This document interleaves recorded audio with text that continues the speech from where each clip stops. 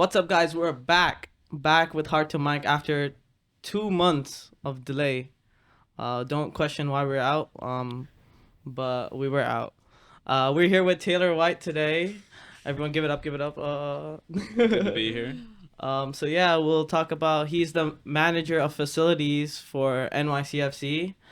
We're here with the co-host Rumays himself. So yeah, we'll get started. Yeah, like you said, it's been 2 months. 2 months. Kind of like freaking. It's been I We're don't know. rusty. We're very So rusty. yeah, right very now. rusty now. We gotta keep this. Keep All the good. energy up. I know. All good though.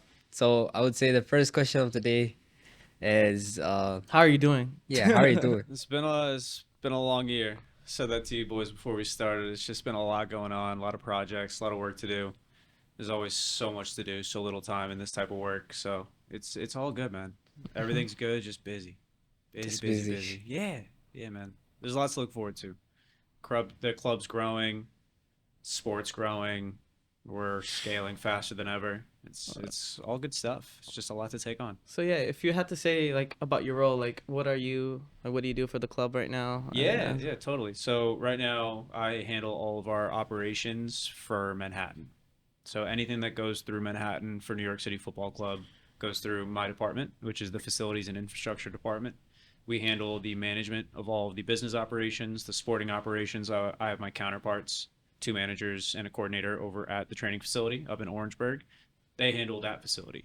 Anything else, our two offices here, our storage facility up in Harlem, the new office we're building, that all goes through me.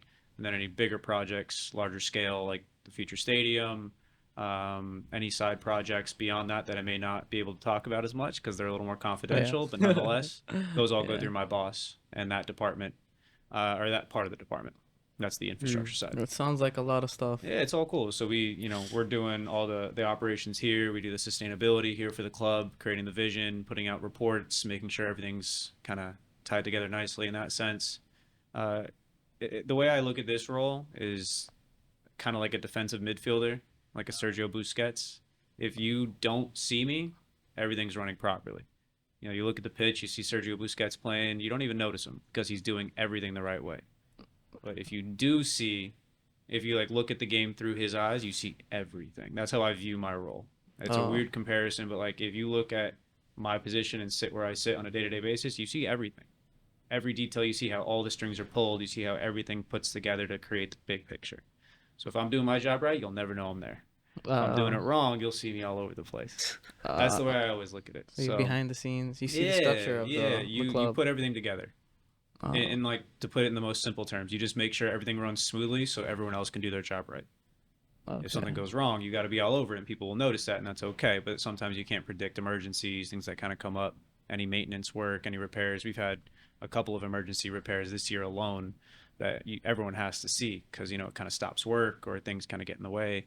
So things really come and go in this type of position. You might have like 2 3 months where nothing goes wrong, but it makes you anxious because you're like, So oh, That's something's about to go wrong. You so just don't know what. majority of it is like infrastructure related. Yeah. It's not like you're in the departments and their work plan. Not necessarily, but I do work with everybody. So Right. you're like the point of contact, I guess, like a general point of Yeah, contact. I'm a good resource, let's call it, for everyone to come into. Every department has to work with me in some level. Security, sure, that one makes sense. That one's easy. Badging, basics for inventory, supplies, that's all front of house. The back of house is where I really shine, and like I do both parts well, in my opinion. But the back of house is where people don't see what's going on. But that's where I'm saying it's more like if I'm doing everything the right way, no one will ever see me because I'm just doing it and making sure Oh. everything, like the lights are on, the rent is paid, everything's done right with the vendors, the contractors, everything's repaired, maintained the right way.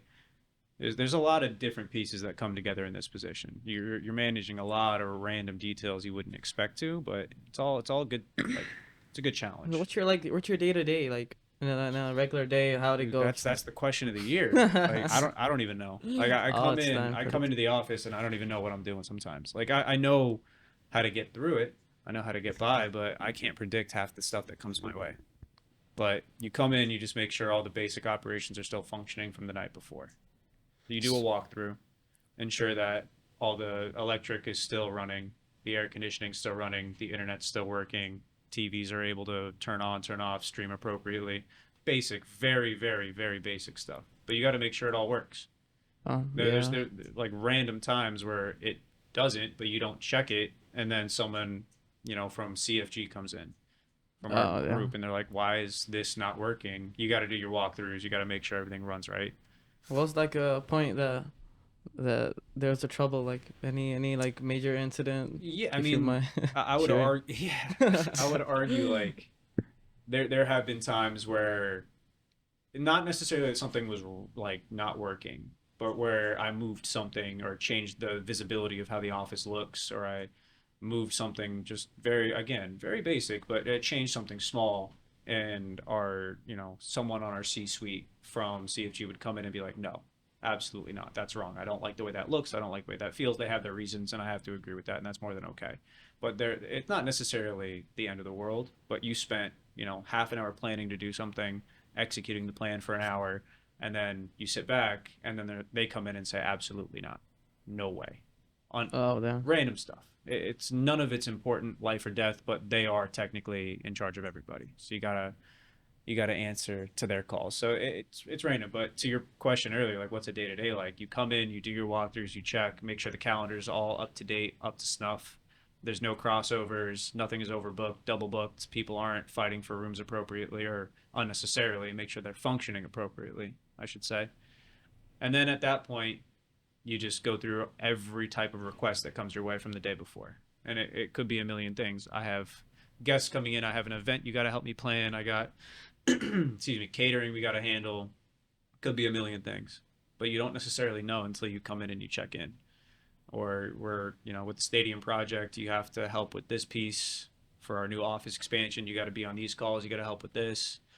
It just depends. Some days you've got nothing. Some days you've got a million things and you can't breathe. I feel like one of the last times you were here, I was running like crazy. Yeah, you're And you were like, "Yo, are you okay?" I was like, "Dude, I don't even know if I'm alive right now." Like some days you're just all over the place, yeah. and it's unfortunate. But some days you've got 50 things and you got to do it in 8 hours, and it's gonna take 12 hours of work. So you have to really like just double down and try your hardest. So So what are some skills that you think a person like as a manager of facilities really require? just multitasking and prioritizing. So those are like the key I would argue things. those are the biggest keys. Do you have like a timetable or something that you follow through when You try. you try? It doesn't always work, but you try. So Because like everything just comes in your I way usually randomly. I usually close the day writing a schedule for the next day. Oh, okay, okay. So before I even come in on whatever the next day is, I've already got what I'm supposed to be doing to ensure that I'm doing that prioritization correctly. Doesn't always work. Things come up. You've got guests that weren't expected or someone forgot to tell you about. You've got meetings from our local C-suite that they need support on. Tech breaks down. You got to repair these things on site and make sure it runs smoothly immediately. You kind of have to drop whatever was on your priority list and then take care of that. So just being able to understand that every day is going to be different and every day is going to be something you're not going to expect, but also being able to adapt to that change and then reshift your priorities on the drop of a dime, if that makes sense. So, you might come in and tell me, Taylor, I'm so sorry. I forgot I have 100 people coming in. We've got this massive event.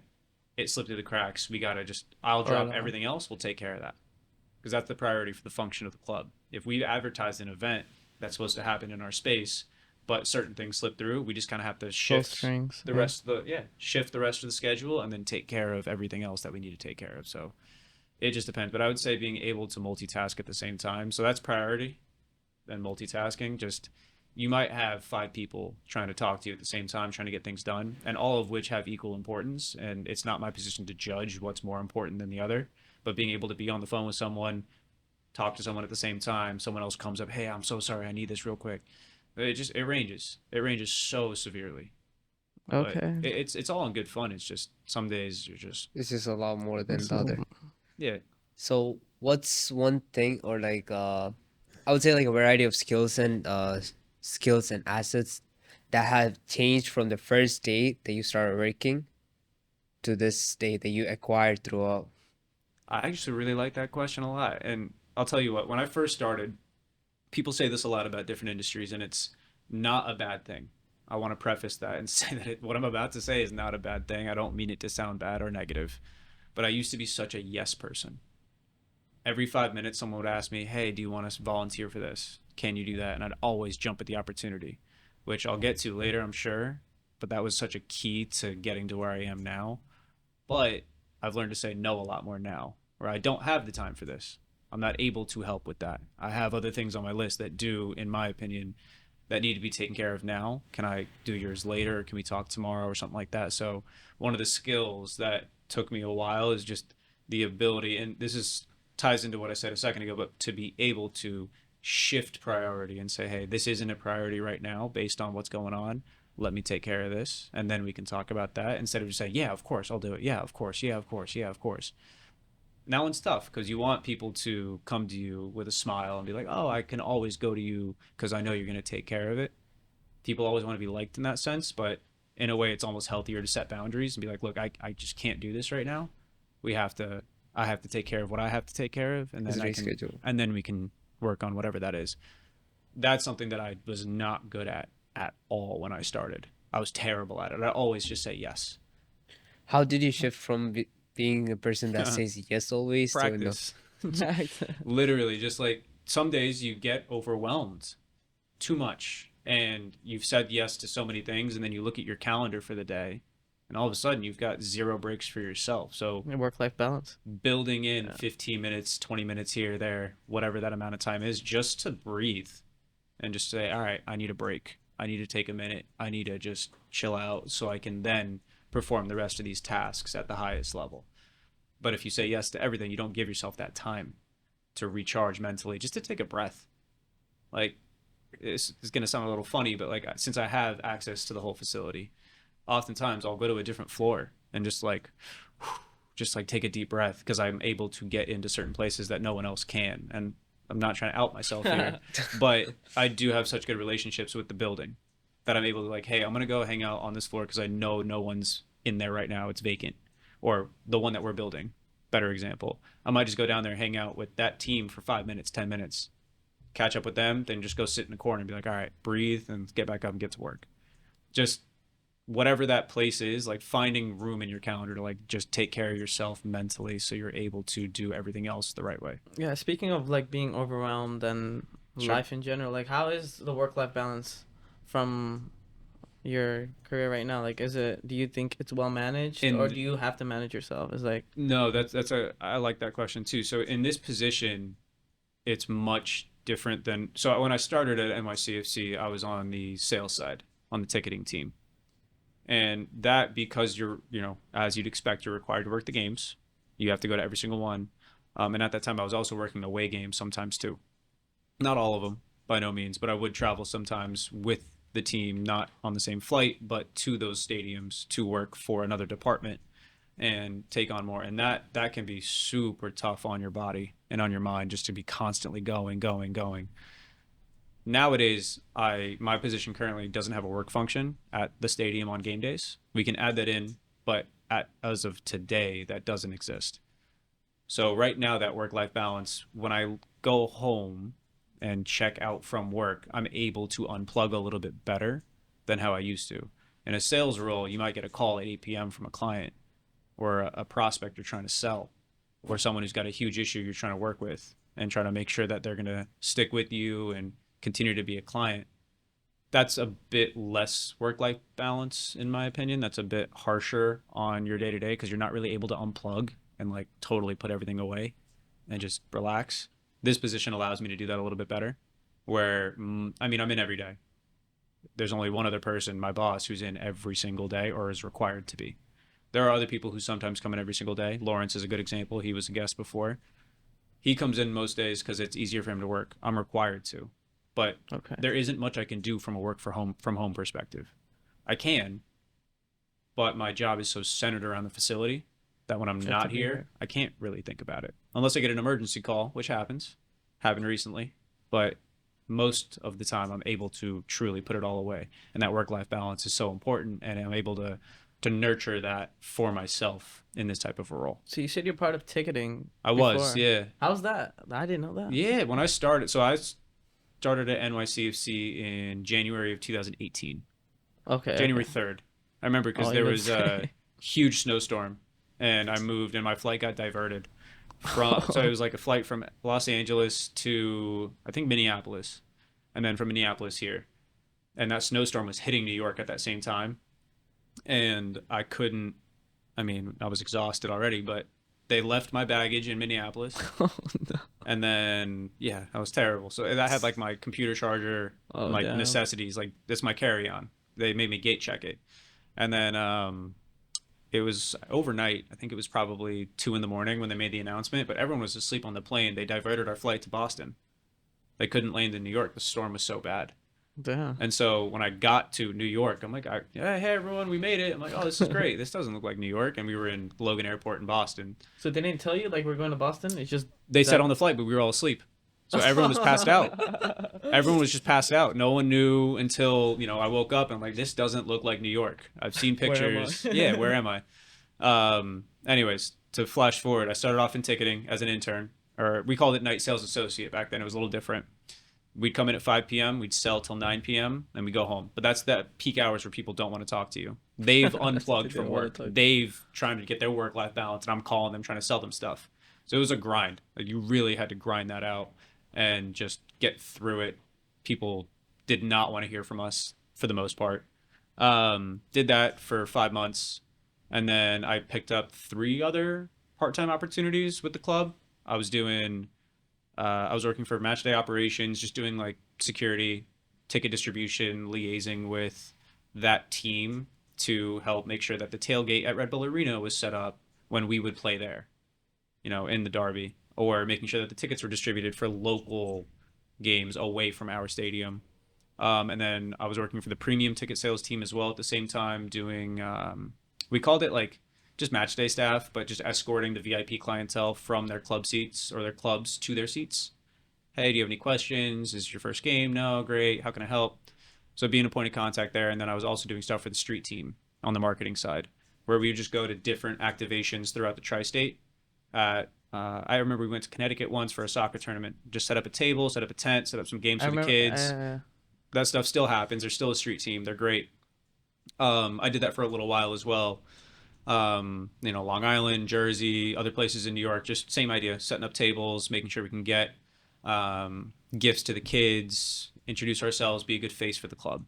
And then that lasted from about May until October. And then I got hired full time.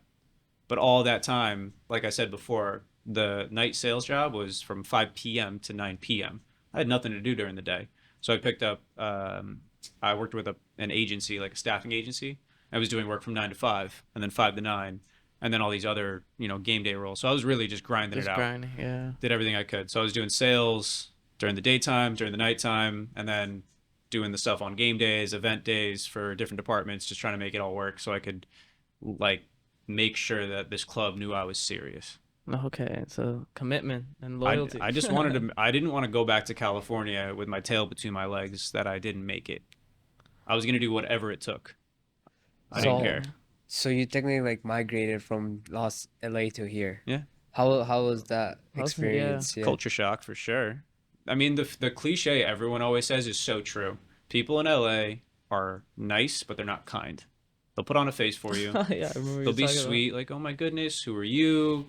How it's almost it's just it feels fake. It doesn't feel authentic. I'm not trying to disrespect LA. I love where I'm from. I love who I am because of where I'm from, but that's a generalization. It's a cliche. But here people are not nice, they're just kind. They're not going to go up to you randomly on the street and ask who you are. They're just going to go mind their business and go about their day. But if you need help in New York, someone will help you in a heartbeat. You fall, you forget your phone. Even yesterday on the subway, someone dropped their phone and this random person screams into the subway as the doors are closing, who dropped their phone? Who dropped their phone? They wouldn't do that in LA. They would just take a video of it and put it on the internet. Like that's the generalization of, the culture. So it was very different. Very, very different. And I've come to love it here just because of that difference from the people. The weather is obviously so different. Better? I'm here? No. Okay, I miss the weather back home. Okay. Sunny every day, 70 to 80 degrees. Summertime a little hotter. Never have to worry about like the seasons changing. I do love the fact that we have seasons here and it's very different, but I miss it, sure, but I think the people here just take the cake. Do you visit? Lost. Yeah, I go home. Yeah. How often do you do It changes. changes? Yeah, plans change. Last year I think I went home only twice. Year before I think I went home 4 times. This year I'll go home 3 times. Okay. It- Predicted. yeah, it's depends. Like I've got a bachelor party, a wedding, and then the holidays this Okay. year, and all in like back-to-back months. Okay. Yeah, so it'll be September, October, December, pretty much, almost back to back to back. So it really ranges, but I do get to go home. I get to see my family out there. They sometimes come out here to see me, which is really nice. But yeah, it's been a long ride. So I did ticket sales to go back to your original question. Got hired full time in October of 2018, and then did that for about 3 years, and then switched over to the facilities and infrastructure team in 2021. So about ticketing, like you used to do calls, like you used to Every call day? people? Like how? Let's do a demo. Let's do a demo. Yeah. You're gonna be I'll pick up. I'll pick you're up. gonna be my prospect. Ring ring. Yeah. Hello. Yeah, is this Samir? How you know my name? Samir, this is Taylor with New York City FC. How are you doing? I'm good. How are you? Good, man. I'm great. I actually saw you came to a game recently. Just wanted to ask you about your experience, get to have someone for you to know at the club, so you can go ahead and make sure to reach out to me directly. You got any questions? So tell me about your experience. I saw you at the Red Bull Derby this past weekend at Citi Field. Hold on. I'm gonna be very grumpy though. All right. Or do we want to do another countdown and a take back? No, just cut it. Just be grumpy. Go ahead. All right. Yeah, I was at the game. It was a good win. Yeah, man. I mean, look, we beat the Red Bulls. You don't get to do that every day. I mean, they were top of the league a couple of weeks ago. Now we're ahead of them in the schedule. Tell me, Samir, who'd you come to the game with? Came with my mom, my little brother. Yeah, that's about it. Dude, I love that. How old's your little brother? He's like 4. He's 4 years old. And how old are you? I'm 18. It's a big gap, man. That's awesome, though. I love it when a family sticks together and gets to come to our games as an opportunity to bond together. So listen, I saw you came to that match. I want to give you an opportunity to come to another couple of matches on me this year. Let me tell you a little bit about what we got going on right now at the club. Then we'd have a conversation. We'd talk about what opportunities I have available, and then you'd probably tell me to you'd either hang up the phone and run away, or we'd have a genuine conversation about your experience, what you're looking to do with us. You know, why do you come to the games? Do you come with your family? Do you come purposely to bond with them? Do you come just as entertainment? Are you a businessman? Do you come with clients? You know, we talked about things like that. And then as someone on the sales side, we would offer, hey, look, you seem like you're very interested in the club. We want to make sure that you're taken care of with us. Here's what we have going on. I heard earlier you got a little brother. How cool would it be to get him on the field to make a memory with his big brother, his hero, so you could be big brother of the year, if not of his life, by getting him on the field for a quick picture and kicking a penalty kick after the game. You'd say, dude, how can I make that happen? Something along those lines. And we'd talk about buying a product. Oh damn. Okay. So this is basically a cold calling. Cold call. Yeah. Cold Or call. warm. Warm? Some of them are warm. So cold leads is like if you've never heard of the club. Yeah, but Like if you or Mays had never heard of us ever, I'm gonna pick up the phone. You're gonna be like, who the hell are you? yeah, something like that. Yeah. And that happens a lot. Yeah, that's So how'd you know their name and everything? You just have their data So, on the Every organization for the most part uses a Salesforce. You can see the tower right there. They have a CRM system. Put the coin. Customer- Point the camera. Customer relationship management. Basically, it's a database that we utilize, that most companies utilize, or some version of that, to have data based on their attendance for sports specifically, how many games they've come to, or how many games they've bought tickets to, how many they've attended, etc. And then just basic notes. If someone's called before, what did they say? How did the conversation go? Did they buy a product before? Did they not? And then you have a So you conversation track based off all that. that. That's I mean, everything. if it's done well, especially with our current clients, like our season ticket holders, most particularly with them, to the point where if I left the ticketing team and you, Samir, or you, Ramez, took my spot on the ticketing team, and I'd have a book of business, let's say like 200 clients, just to use a round number, you'd have most of the detail of each of their, like, hey, he has a little brother, his name's Mohammed, and they're really, really interested in this type of player. We actually have a meet and greet with that type of a player 3 months from now. Let's say it's a forward. Okay. A really cool opportunity down the road, and this would all be in the notes. It would be maybe to invite them to come out because that's something they're interested in. So it's just really a detailed center database to ensure that no matter what conversation is had, you have a record of it. And You on the kinda flip like- side, bad conversations too. Like they weren't happy. They had a really bad experience. we should look into figuring something out for them. What if they're like, oh, I want some free tickets? Would you give them? Or like- Depends. So It depends. there's a flexibility in that. It can be. It's not always. The goal is to build a loyalty with them, or like You a want to relationship. make sure that they feel that you're there to take care of them, because you are. That's your whole position in the sales or service side of things, is to make sure that the client or the prospect feels like they're a part of the club. You want to build that loyalty, that trust, that enjoyment of the sport from that moment. And you could be dealing with 200 at the same time. When I started, it was 1,200. 1,200, one person. Mhm. Damn. Now that changed. We switched Oh, our then, structure to about 500, maybe 6. Okay. And depending on how many people stay around and how many people that you bring on as new members as well, that number will fluctuate. So essentially, what you're doing is like kind of like getting their experience and selling them the experience. Again, you're basically trying to have them recount the experience with you, relive it a little bit, and remind them of how fun it really was. Because if you called me and told me, hey, you went to a concert once, what type of music do you like to listen to? I may have had the worst experience possible at that concert. And if they had a terrible experience at the game, then we hang up, we shake hands virtually, and we go our separate ways. That is what it is. But if they had a great experience, no one called them, they may be wanting to come to more games, but only went once because someone bought them a ticket. Or they went with family who was in town, and they just never thought about going again, but they had the best time ever.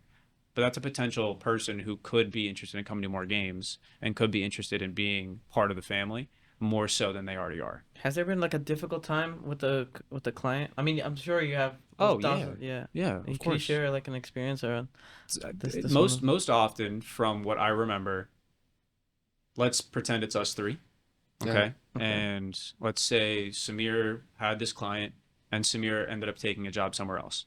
So all those clients would have to be redistributed to other people on the next team, one. Okay. or the next person who takes his spot. But let's say Samir hasn't had someone take over his spot. Let's say that we need to take care of the clients, the 200 that we're using as the example right now. So that might get distributed between myself and Ramez. Let's say I got one of your clients that had just the worst experience with you. And this is an example, this isn't real, but let's just say he had a It won't terrible be, though. experience with you, right? I may get that as a client and have just the worst conversation with him. Because whatever happened with you, he thinks now comes immediately to me without knowing who I am yet. But I say, hey, it's Taylor with New York City FC. He'll immediately, or they will immediately blow up. Oh, like I was, either maybe I was charged because they didn't cancel their tickets and they didn't realize that, or I was supposed to have this experience. I was promised this, but it hasn't come through yet. Those are tough conversations. Those are conversations that aren't always fun, but in that position, you have to go through it. Okay. There's plenty of examples where people will call in, or you'll call someone unsuspecting and they had a bad experience. How do you A lot of think that patience. cold calling and that experience kind of like with sales and ticketing Sure. kind of like built up your kind of like ground base for the managing a facility? So that's a good question too. They're very different, and it's hard to immediately draw a parallel. But I'll say this: in that position, similar to the multitasking that I mentioned earlier, where you're going through a million things at the same time. In sales, you have all of those clients and all of those prospects you're working with, so you have to be able to immediately hang up the call, type notes, and then pick up another one and go again. So that's real fast paced, really energetic. And in this role, it's also very fast paced and very energetic, where you're constantly running around, constantly getting steps in, doing one thing or another. So it allows you to start that skill set where you're able to prioritize and you're able to say, this is what I have to do today, and this is what is like nice to have today. That's it. Helps start that groundwork with like subconsciously without me really realizing it at the time, to allow me to be more effective in my role now. And I'd add on top of that, when you're in a sales role, you are the face of the company for that person. You are calling them, or maybe they called into you, but either way, you are the face of the club for that person and for their experience. And let's say they stick with you as a member or just as an occasional buyer for 3 years, 4 years. When they think of the club, they immediately think of you. So in this role, when anyone walks into the facility, I'm the first face they see. So I am the face of the club for all guests, all staff members, anyone who comes into our space. That is me. So it reminds me of being in that role where I have to, whether I'm necessarily sometimes feeling like if I'm overwhelmed or not, you sometimes have to just kind of shut it down and put on a face which I would never suggest as like a day-to-day strategy, but Don't do sometimes you this. have to just kind of figure it out. Be like, all right, look, someone else is coming in. They don't know what I just dealt with for the last 2 hours, 3 hours, whatever it was.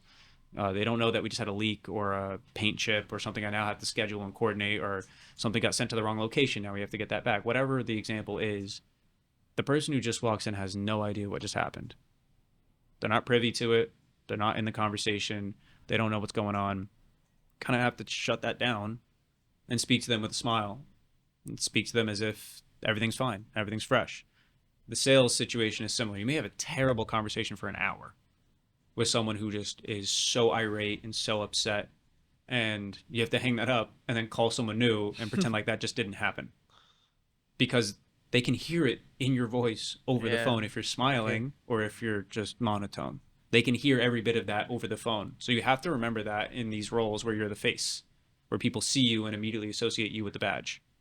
So you have to constantly check yourself, and which is why I'm saying earlier, like, go find somewhere to like breathe for a minute and just like, and then come back to it, because you need it in these types of roles where you are a face figure, not for everybody, but for a person or a few people, to just check yourself and be ready to go at any given moment to put on that smile and be ready to rock.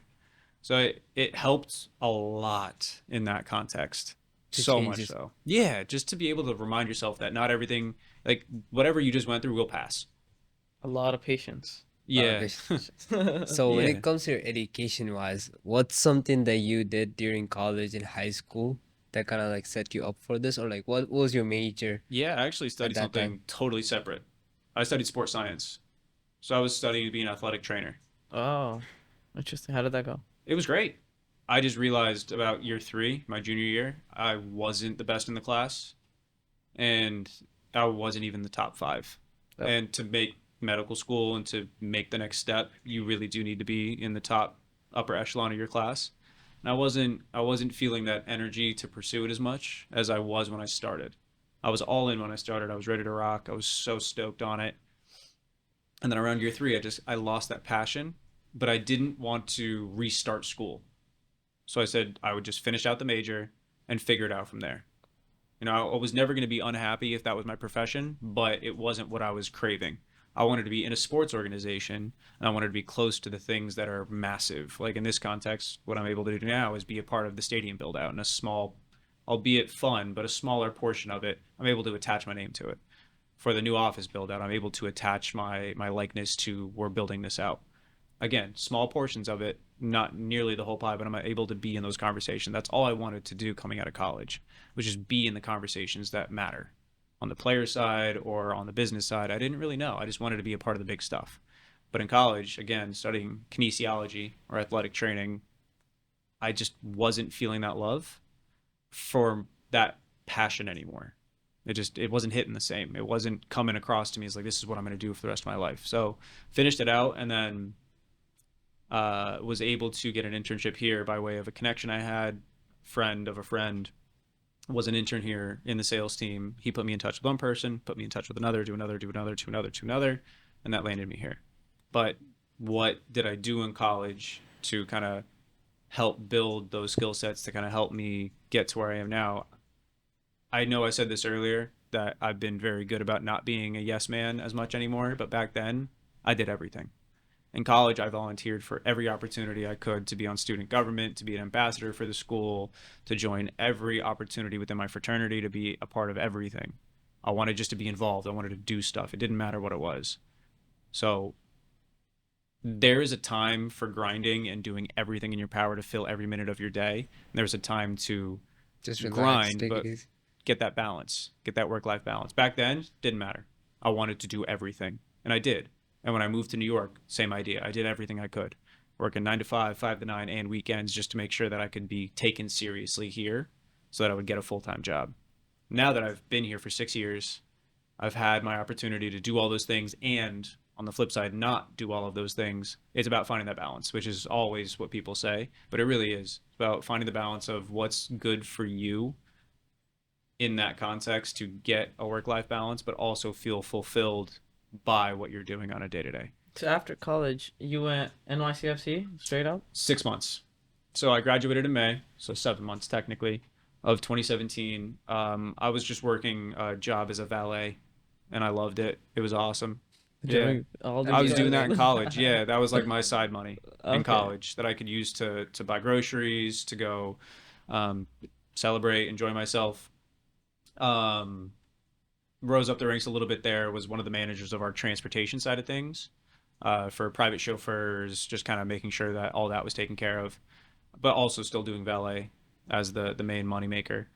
And then all that time took about 4 months, 5 months. I was doing those phone calls with my one connection, my friend of a friend who was an intern here. So, 4 or 5 months while I was out of college before moving here, I was just trying to get things set up. I didn't know this is where my future would be, but I was willing to have every conversation and just get in touch with people and get to know people and communicate well and make sure they knew I was serious about trying something out. And before you knew, I was getting calls for an internship or a night sales program I didn't even know I applied for. But they thought I was a serious contender for it and thought I was a good fit. And so they gave me a call. But it was about 6, 7 months from when I graduated to when I moved here. But all that time, I was just living at home with my parents, doing valet, and yeah, just Do trying you to think find the next thing. that there's a lot of kids I believe are they just want to go to college, they just pursue that one major. They don't do really like extracurricular activities, do Sure. volunteers, all that stuff much. But what they expect is to graduate from college and just go straight into the job that they expect to go. Do you think that's possible? Do you think that's naive?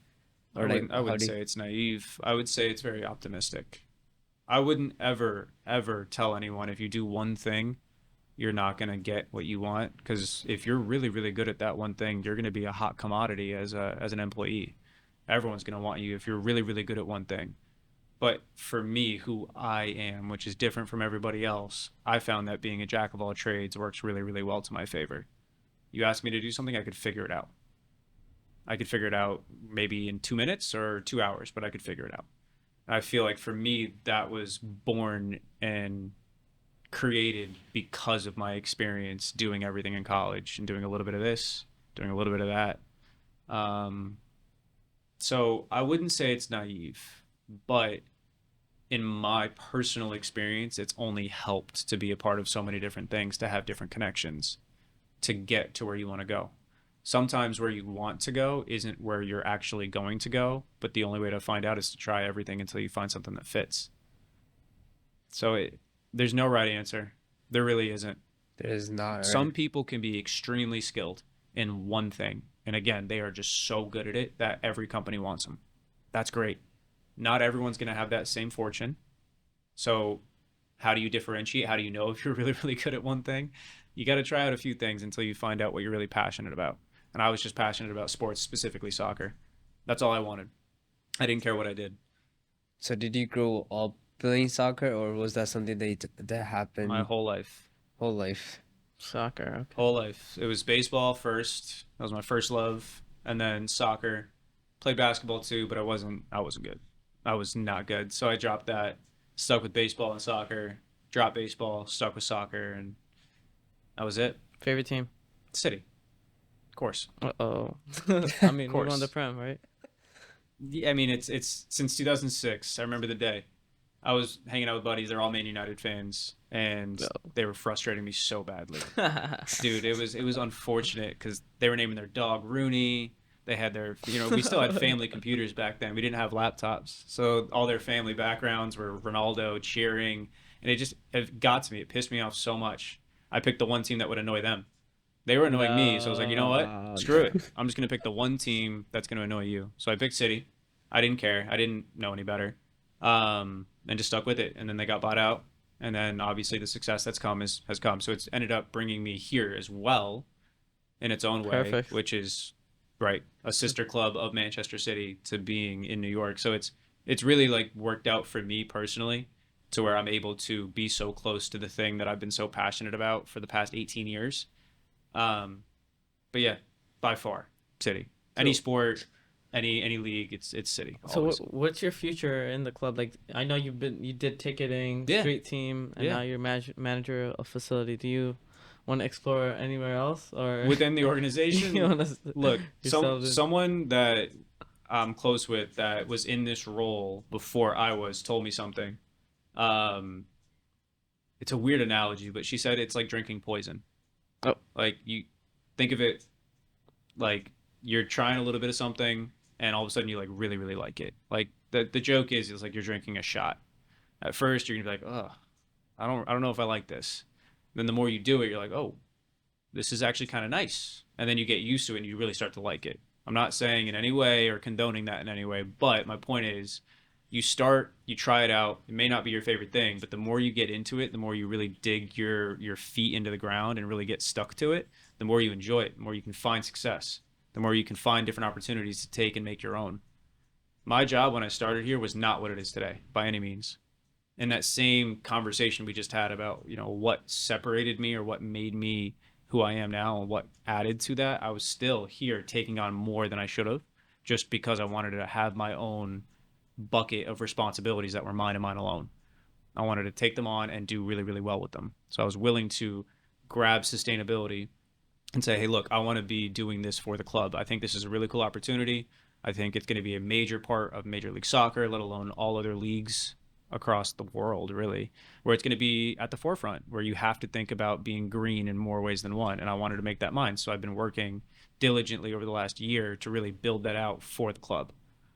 When it comes to all other small office aspects, some of those weren't a part of my department's scope. They were a part of human resources, they were part of IT, or they were part of something else. But I've decided, you know what?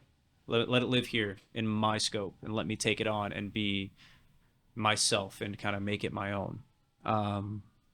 So would I want to try out any other departments within the company? I think I'm good with where I'm at. I've come to love it. I've come Yeah. to really enjoy it for what it is because it's given me so much. It's given me such a cool experience Cool experience in the league. as an employee where again I get to see everything. In no other role that I know of do you really get to see every bit of the inner workings of how things operate and how the efficiencies can be created or where certain flaws are. Or you're like, hey, we can improve this if we speak to this person instead of that person, that contractor instead of that one, or work with this product instead of this one. We can make this better. But in all the other roles, you're really focused on this is what I do. This is it. And this is what I do. This is how I do it. And then this one, I'm able to get more creative. I'm able to like touch more pieces of the company and make my impact. And I'm sure like the stadium's coming by too, and so Sure, yeah. maybe like that's probably like the best news you probably heard. Like you're gonna be based there, Yeah, possibly. well, yeah, maybe. the reality is when I started here in 2018, that was kind of what we were told from then too. Oh. Like even as staff, we were like, "Oh, stadium's coming," and 6 years later, we now have what we need Stadium's actually coming. to get things moving in the right direction. So we've everyone here on the ticket side, on my side, it doesn't matter. We've all been waiting for that for a long, long time. But now it's official. So like I think it's funny because back then like the fans were always like, oh, like staff member told me this, but it's not really true. It's like we didn't know either. We were told the same thing. We were assumed that this would be done and in hands. But all that aside, we're here. It's exciting. 2027 expected open. We're thrilled. I mean, you're right. It's like the best news for not just for me, for everyone here. It's yeah. so exciting to be the first, soccer specific stadium in New York City. It's what dreams are made of. I mean, that sounds so stupid and cliche sometimes, but like it's literally what I came here for. Yeah. Like I didn't come from LA to here just to, muck about and do nothing. I came here for big projects like this. Like this is what you try to make a career out of. And so it's been awesome for me. So you always wanted to do the big stuff kind of thing. Yeah, I mean, it was so vague then. I didn't care what it was. I just wanted to be involved. I wanted to be a part of it. We all crave belonging. We all crave to be a part of something. I wanted to be a part of like soccer in the United States and growing it. And for me at least, it's worked out really, really nicely. And I couldn't be more thankful for it. Do you think the saying that if you like the work that you're doing, you don't work a day? Yes and no. I love that because yes, there are certain days I don't feel like I'm at work at all. I feel like I'm just hanging out. I'm doing tons of stuff, but it doesn't feel like work. Right. For a while during the pandemic, I was also at a bar working as a server, bartender, not as often bartending, but in where I live now in New Jersey. And that was the same idea. Like I didn't really feel like I was ever at work. But here specifically, I really almost never feel like I'm at work. There are some days where you have to get through it and you have something in front of you. You have no option but to do the work, sit at a computer for hours and just whatever it is, get through it. And some days you do feel like you're at work. But for me, at least, most days I don't. Most days I'm just hanging out with people I actually enjoy hanging out with and getting stuff done. So you live in New Jersey? Yeah, Hoboken. How's the commute? Not bad. Really? No, I take the city bike. It's really quick. Is that quick? Is it really? So I usually go from my apartment to the Path station on a city bike, then take the Path, and then get another city bike at the Path station here in Herald Square, straight to the office. Oh, And there's a station at every point. Like there's one right next to my apartment, there's one at the Path station, there's one at this Path station, and one right next to our office. oh damn, that's convenient. No, it's really convenient right now. So it on a really good day, perfect, hitting every light, no traffic, no worries, timed every train perfectly, 38 minutes. On a bad day, it could be like 50, 55, but That's still not bad, meet me in though. the middle on Still not average, like bad. 42, 45 minutes. Takes me like 2 hours. So I mean, it's right there. It's so close. It's across the water. It's really easy for me. Not everyone does the city bike. I get it, but for me, it's really convenient. I mean, you get a workout and you get to work. 4 times a day, yeah. Unless it's raining. Unless it's raining, then I take the bus. Okay. I don't miss. I've been caught twice on the bike in the rain. Miserable. Oh, You get soaked, cause- dude. You get yeah. soaked, and then the wind it's biting cold. So yeah, it's convenient for me. Okay. It works. If you were to give some advices to someone who wants to pursue this career specifically, what would some be? So we talked about it earlier, just being willing to grind. But like, let me rephrase that. Yeah, go ahead. Like, what are some skills, not skills specifically, but what are some things that you would ask them to, look forward to and do so they could actually come and achieve this position? You got to have. So it's kind of a similar answer that I'm about to give as what I just said. You got to be willing. There are plenty of jobs out there where you walk in and you're kind of meh about it. In sports specifically, because it's such an attractive industry to so many people, you have to be willing to go through the sucky parts, the parts that aren't fun, to get to the parts that are fun. You have to grind so hard. You have to be just willing to take that on and understand that it's for something better later. It's not always going to be easy. It's not always going to be fun. Just this past weekend, I was here till midnight on a Friday just because we had stuff that needed to get done. I didn't want to do that. Obviously not. 2 weeks before, I was here at 4 a.m. because we had an emergency. Like, I don't want to do those things, but you have to. But you got to remind yourself, even 6 years on, some things you have to get through the crap parts, the parts that you really don't like, just to get to the good. So what the advice is, be willing, just be really adaptable. You will be thrown punches that you don't expect, and that's okay. You know, sometimes it's a learning opportunity. I try to think positively now as every opportunity, just because if you let yourself get negative about it in this industry, if we're not winning, it's easy to get down. If things aren't going your way, it's easy to get down about it. You kind of have to be willing to roll with the punches and adapt quick and be able to shift and move and change with the flow of things. So just be willing, adaptable, and you got to have the grind. You got to be willing to just go through it and do as much as you can every day to make sure that wherever you're going knows you're there. You know, respectfully, professionally, don't take no for an answer. Or at least if they say, hey, we don't have room for you at the organization now, stick around. Find other things you can do in the meantime so they know you're not going anywhere. You're going to do everything you can to stay and to make sure they know you want to stay. That worked for me, at least. It may not work for everyone. I get that. You know, everyone's got their own recipe. But for me, that's what did it. I wasn't willing. Like when they wanted to interview me for the internship or the night sales program, instead of taking it over the phone, I flew. So I want to be here for that interview. I don't want to take any chances. I'm going to fly myself to New York, stay in a little hotel in the Upper West or wherever it was, and just come in and make sure they know I'm here. So just be willing to go the extra mile, do the extra thing to start. And then again, going back to what I said earlier, as you get more mature with the organization, as you settle in more, then you start saying no to certain things so you get that balance back. But at the start, you got to grind. To be in this industry, you have to work really, really hard. There's no other way about it. There really isn't as many industries in the world that do have games and weekends. You know, that it's really just sports for the most part, where you're required in some cases to work on the weekends, stay late, make sure the event is set up, make sure that the fans are there, and then you have post-match events. You got pre-match events in addition to it. Yeah. there's just so much going on. So you got to be willing to do it all, and just as best as you can every day, put your best foot forward. No matter what just happened. Again, going back to something I said earlier, no matter what just happened, in a way, shake it off. Just press on. It's always tough, but that worked really well for me. No matter what I just went through, turn around, take a deep breath, turn back around, smile, get through the next thing, figure it out. All right. I was talking to Jorge a few minutes ago, and he was like to mention an emergency that you went through, like a water break.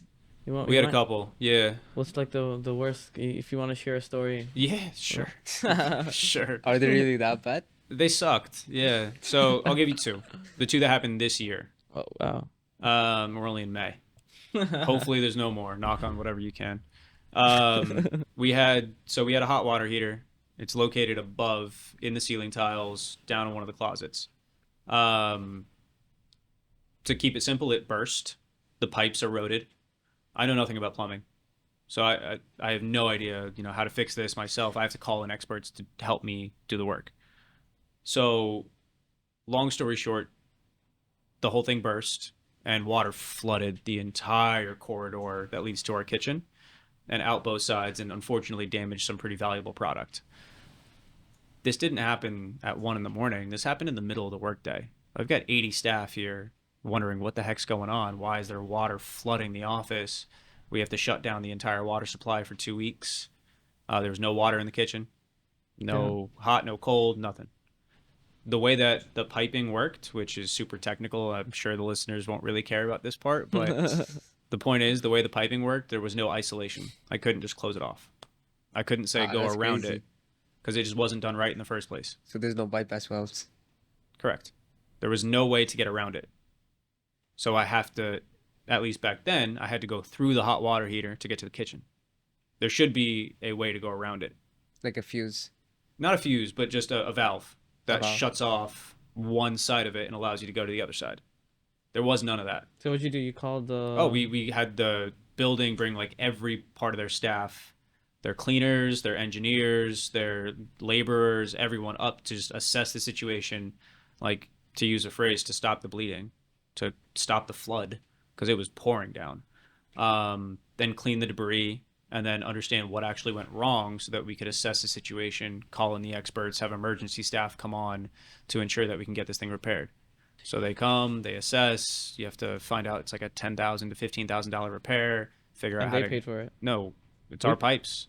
It's our pipes that we paid for. Our hot water heater, our pipes. Wait, so is this Damn. building as part of like the contractor that you guys get it from, or is this like this part of the office is actually bought out and you guys take care of all the maintenance and everything by yourself? A little bit of both. A little bit of both. So we rent this office and another office in this building. Our first call, most of the time, is to let the building know what's going on. It's their building. At the end of the day, we are tenants. They own the space. We rent the space. So we do have to let them know. It's like at your apartment, something goes wrong, you call the landlord. Yeah. You got to let them know. Something's wrong. Like, we have to fix this.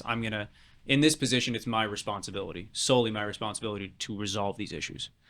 So I will make the phone call to the building, get their advice, get their their recommended or preferred partner on who they use for these types of things. And then I will go out and either call my own vendors and contractors or use who they recommend. So you do work in conjunction on these things. It's never easy. Again, I know nothing about plumbing. I manage the facility, but I'm not a plumber. I'm not an expert in how these things work, but you have to learn on the spot and listen to what they tell you so you can prevent these things in the future. So I got 3 opinions. I called in 3 different contractors to come view, 1 from the building, 2 of my own, just to say, hey, what happened? Is this our fault? Is this the building's fault? We found out it's our pipes, our problem, and we fixed it. So it took 2 weeks. So what did we do? Like, what was wrong? Did someone blow it up or something? No. There's a pipe that goes into the hot water heater, and that over time it eroded. The seal wasn't good enough, and so that pipe where it enters, the whole thing cracked, and all the water drained out and flooded the whole place. Did you guys things add happen. a valve this time or no? Yeah, 3 of them, just to make sure we can get around it. This is Like- $10,000. More. Damn.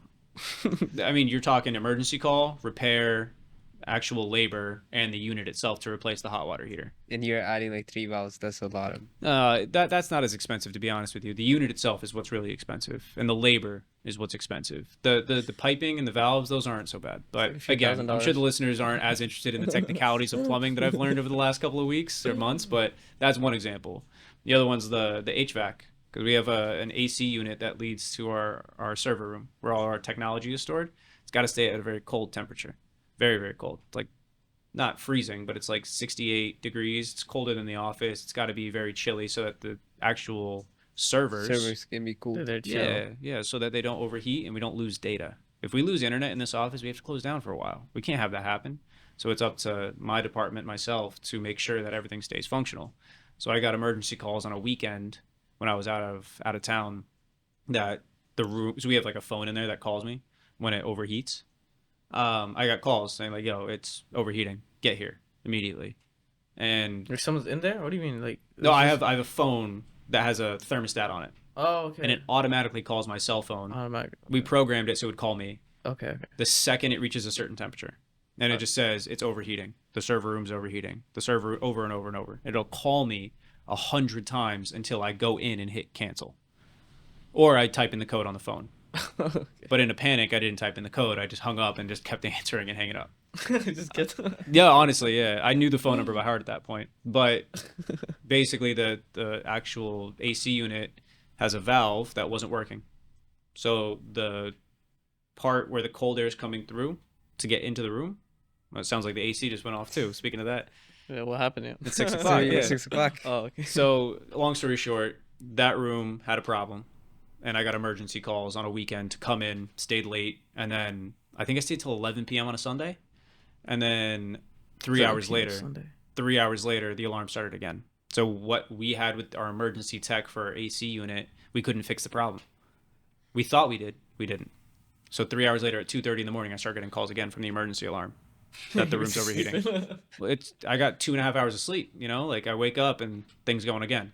So that's unfortunate, but it's part of the job. You got to take care of the facility. Facility comes first. If this place overheats, if this place has problems, I look bad.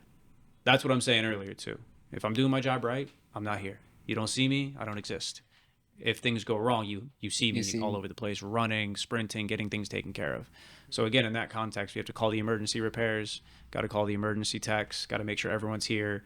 They're also at home on the couch, not worrying about anything until that call comes in. They speed over here, make sure that we're set, and then if things continue to get worse, we have to fix it.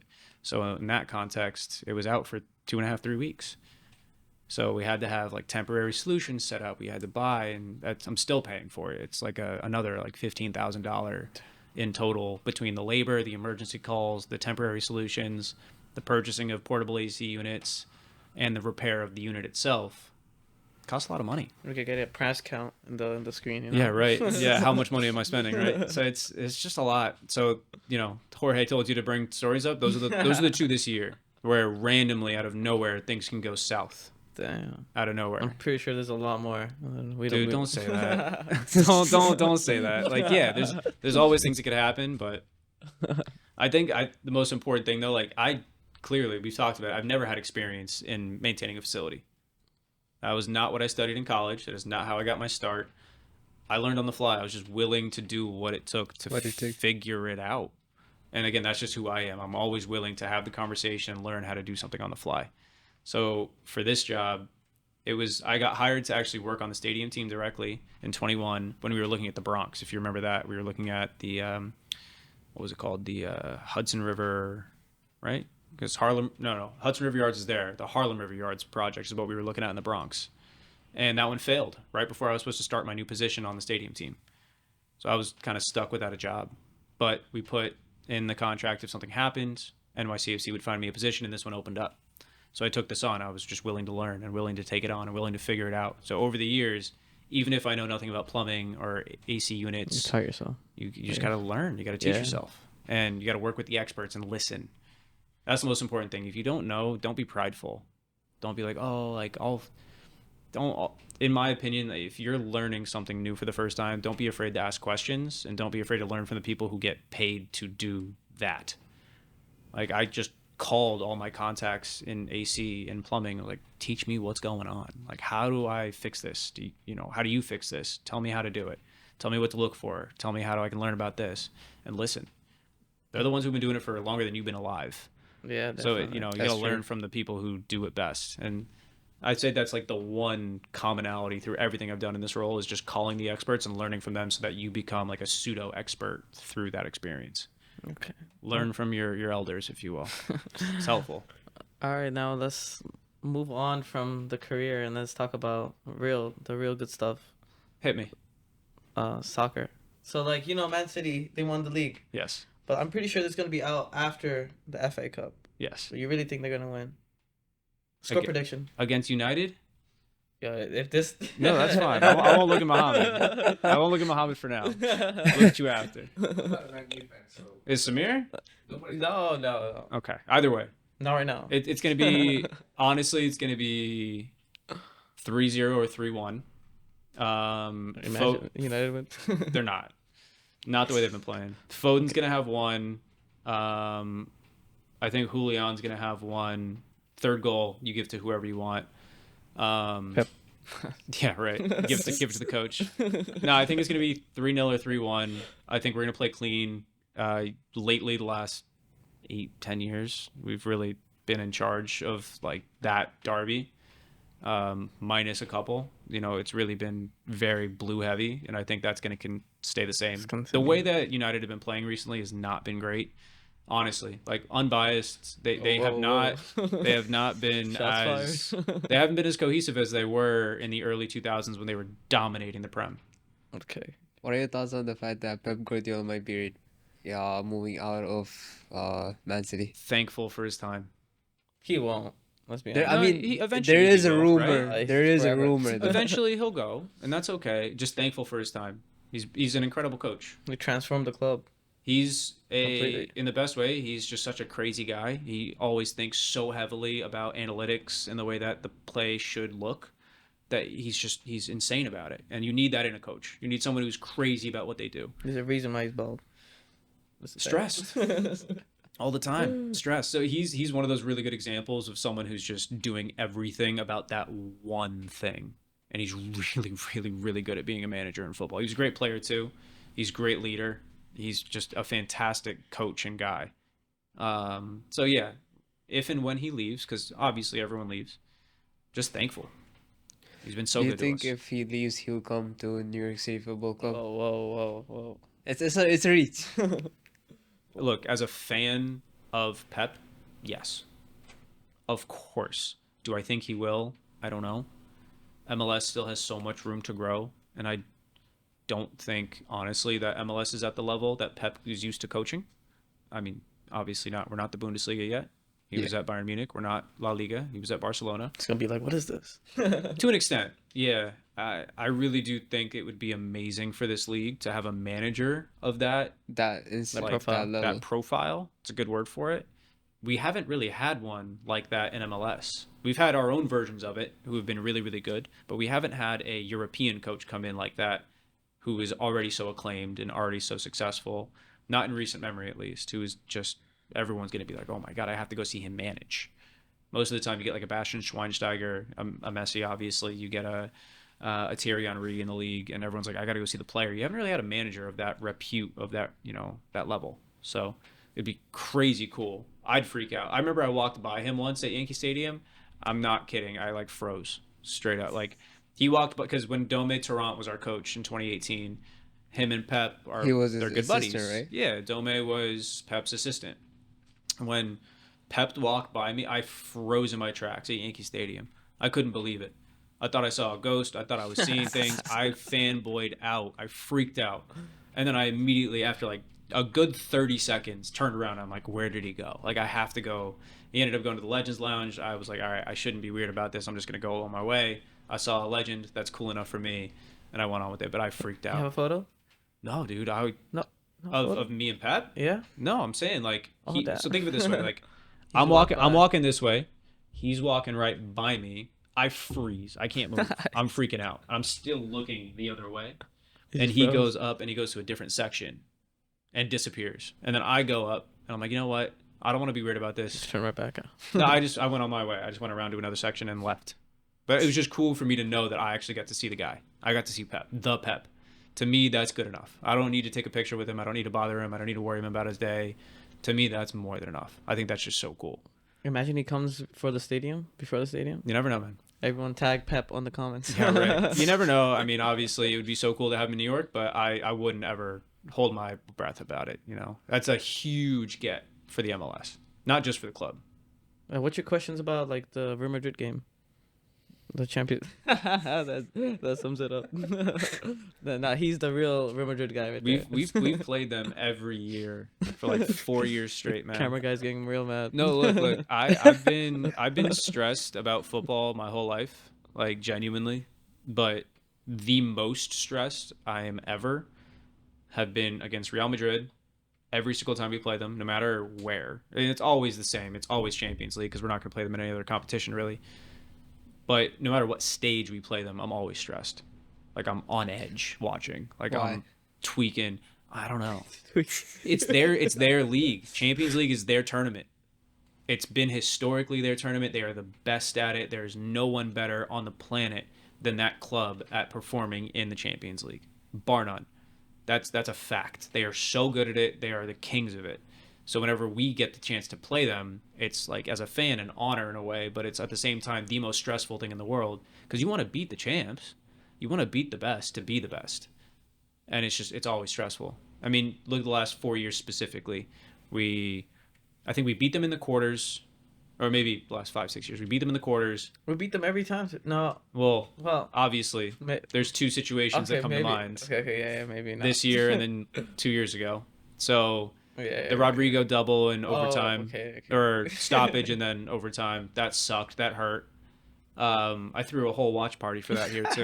Yeah, I was so excited. I hosted everything. I got everything set up, and then, anyways, and then this year that also hurt. I mean, that's terrible. Terrible penalty shootout. It is what it is. We don't have to talk about it too much because I'm gonna get mad. I don't want to get mad. But yeah, I mean, look, Real Madrid's the best. You have to tip your cap. You got to give it to them. They are the best at this tournament. It's theirs. They're the kings. I hate saying that. I absolutely hate it, but it's the truth.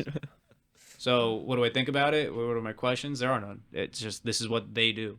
They are so good at being, in a way, it's like Fergie time. Remember that for Man United? Like extra time, they'd always score 1 or 2, like Leverkusen this year. Yeah. That's Real Madrid in the Champions League. You think you got them beat? The game for them doesn't always start until like the 60, 70, 80th minute, and then they turn it on. Yeah, You're gassed, Yeah. and they're getting fresh, and they're ready to go. They breeze by you. It happens. Can't do anything about it. Leverkusen, I mean, they Hell- lost. Hell of a season.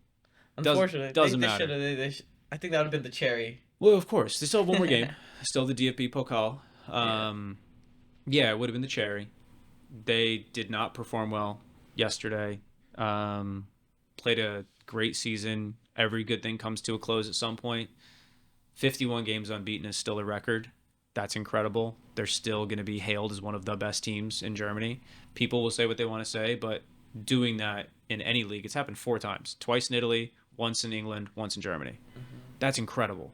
Just to be fighting against relegation the year before to winning it winning all. undefeated is that is insanity. That doesn't happen, and it did. It's almost not the same, but it's almost like seeing Leicester win the title out of nowhere. You would never expect it in those circumstances, and it just happens, and you have to just kind of be wowed and live in the moment and enjoy the fact that it did happen and that it's happening in front of you. You get to witness it. To me, that's the coolest part about the sport. There's so many cool storylines that happen all across the world, and it's always so unique, and this was definitely one of the most unique ones. Okay, the last sports question before we top it off. Messi or Ronaldo? It's Messi all day. That was quick. I thought he would answer that because of the fact that you hate Man U and the fact that Ronaldo. No, it's actually no disrespect to Ronaldo. So that has nothing to do with it. It's nothing personal, you know? No. Messi was the first jersey I ever bought. Oh, wow. So it's like an emotional connection, like experience. Why kind is of thing. Messi better? He's not better. He's not. It's just his experience with him. Oh, it's just He's my favorite. okay. He's not But better. You think he's not better though? I don't think you can objectively say one is so much better than the other because they both are so uniquely talented in their own ways. Dude, we get to watch 2 GOATs Fair enough. We got to watch two GOATs go at it head to head constantly for years. That's incredible. Yeah, Like I'm that's not never gonna happened. sit here and be like, oh, blah blah blah. This one's better. This one's that. Yada yada. Like no, none of that. Messi's incredible. Ronaldo's incredible. You gotta love and respect both. I got to see both live throughout my life. I'm thankful for that. I got to go to Spain to go see Ronaldo when Messi came here last year. I got to see him. Thankful forever for that. That to me is like bucket list achieved. So I mean, but like for me, Messi was just my dad was a Barcelona guy. I always was watching. I mean, Dino was my favorite player. Ronaldinho was the guy for me. I was so impressed, inspired, and then Messi obviously came in to be who he is now. So just being able to connect to that a little bit better emotionally, I think that's why I'm always gonna say, yeah. You saved yourself with like 50 toxic comments, but that's good. That's good. Yeah. Dude, It gets- it What gets, happened was we posted our first video. It was Messi versus Ronaldo. 50K likes and still 50. going out. Still going out. It was the most toxic. It was almost What was said? toxic. This guy, Ronaldo, he said Ronaldo's better. And the comments, Messi, Messi, Messi, Messi, Messi. No, I mean, look, dude, they're both So you saved incredible. yourself. I mean, it's not even about saving myself, honestly. They're both so good. Like, yeah, they're so talented. To me, to take a side on that is just asking for a fight. I don't think that's necessary. I think they're both so good. You have to just respect both in their own way, whether you like them or not. They're talented, clearly. Yeah, of course. Yeah. Yep, of I course. would like to end it off with Ramesh with the signature question. Hit it. So the signature question is, what's one advice that you would give to yourself 3 years ago or someone younger than you? Okay. 3 years ago, 3 years ago or someone younger than you? I'll do both. 3 years ago, it'll pass. I said those words earlier, but it'll pass. Whatever you're going through right now, you'll get through it.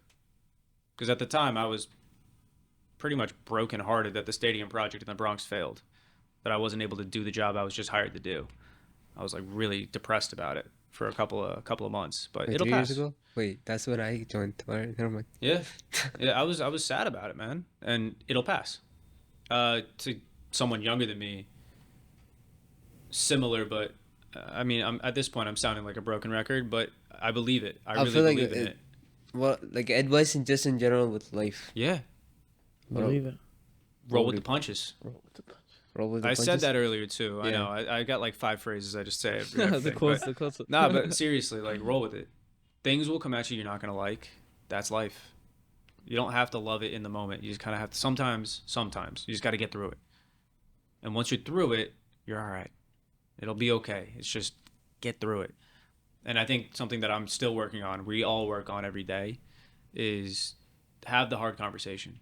Whatever is like, you're waiting on, you're like, oh, I don't want to do this. I don't want to do that. Just do it. There's You no rip point the- in waiting. There's no point. Whatever it is, right? Just general life. Like whatever it is, rip the Band-Aid. Just get it over with. You'll feel a million times better to not have it on your plate. Just whatever it is. Get through it. Just rip the Band-Aid, grip it and rip it, whatever phrase you want to say. Just do it and you'll be all right. That's the advice. Just do That's it. definitely a good advice. Cause Oh, I shouldn't say that. We're not a Nike clerk. I can't say just do it. Oh yeah. I can't say that. Just Edit blur out. that. Just Yeah, can we bleep cut that. that Bleep out? that out. Bleep that out. What's Adidas's catchphrase? They don't have one. Or Puma. It doesn't They matter. don't. Doesn't Yeah, matter. it doesn't matter. But just Bleep everything. get through it. Let's say that. Yeah, Get through cut. Get through it. it. Yeah, that's it, man. Just whatever it is, just through get through it. Don't just do it. Yeah. Get through it. Yeah, exactly. Well, all right, Taylor. It's been a pleasure. This has been a great podcast. I appreciate you guys Yep, having me on. This thank has you. been great. Although we had many hiccups for this podcast. I know. It's been like this is the fourth. What is it? Third rescheduling. Something like that. It was Yeah. something like that. Yeah, Yeah, something second or like that. third. Yeah, yeah. It's here now. We did it. We're here. If you guys need a recurring guest, I'm always happy to jump in and Season 2 will happen. yeah, there you go. Will Yeah. happen. Season 2, episode whatever. I'm in. Definitely. No, I appreciate you guys a lot. This has been a lot of fun, and I appreciate you setting it up and staying persistent with it because it's a lot of fun to do these things. Yep, definitely. All right, Taylor Wright, everyone. Thank you, everybody. Yay. Yeah. All right. Thank you guys for watching this episode Oh, of yeah. Heart to Mic. Forgot the Or no? outro. We're not doing that?